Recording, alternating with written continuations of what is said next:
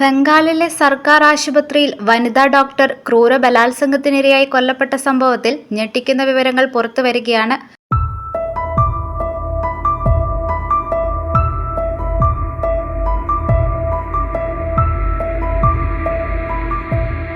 ആശുപത്രിയിലെ civic police വോളണ്ടിയറായിരുന്ന സഞ്ജയ് റോയിയെയാണ് പോലീസ് അറസ്റ്റ് ചെയ്തത്. കോടതി ഇയാളെ 14 ദിവസത്തേക്ക് പോലീസ് കസ്റ്റഡിയിൽ വിട്ടു. വനിതാ ഡോക്ടറുടെ മൃതദേഹത്തിനരികിൽ കണ്ടെത്തിയ ബ്ലൂടൂത്ത് ഹെഡ്സെറ്റാണ് സഞ്ജയ് റോയെ പൂട്ടാൻ പോലീസിനെ സഹായിച്ചത്. ഇതിനെ ചുറ്റിപ്പറ്റി നടന്ന അന്വേഷണത്തിനൊടുവിലാണ് പോലീസ് സഞ്ജയ് റോയിലേക്ക് എത്തിയത്.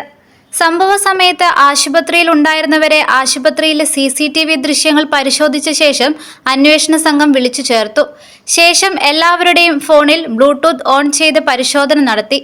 ഈ സമയം കൃത്യം നടന്നിടത്തു നിന്ന് ലഭിച്ച ബ്ലൂടൂത്ത് കണക്റ്റായി. ഇതിന് പിന്നാലെ തന്നെ പ്രതി സഞ്ജയ് റോയെ പോലീസ് അറസ്റ്റ് ചെയ്യുകയായിരുന്നു.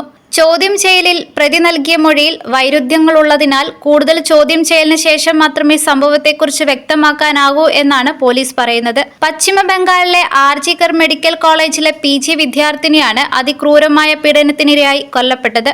വ്യാഴാഴ്ച രാത്രിയിൽ ഡ്യൂട്ടിയിലുണ്ടായിരുന്ന 31-കാരിയായ യുവതിയെ വെള്ളിയാഴ്ച പുലർച്ചെയോടെ മരിച്ച നിലയിൽ കണ്ടെത്തുകയായിരുന്നു. അർദ്ധനഗ്നയായ നിലയിലായിരുന്നു മൃതദേഹം. ചെസ്റ്റ് മെഡിസിൻ വിഭാഗത്തിലെ 2ാം വർഷ വിദ്യാർത്ഥിയായിരുന്നു.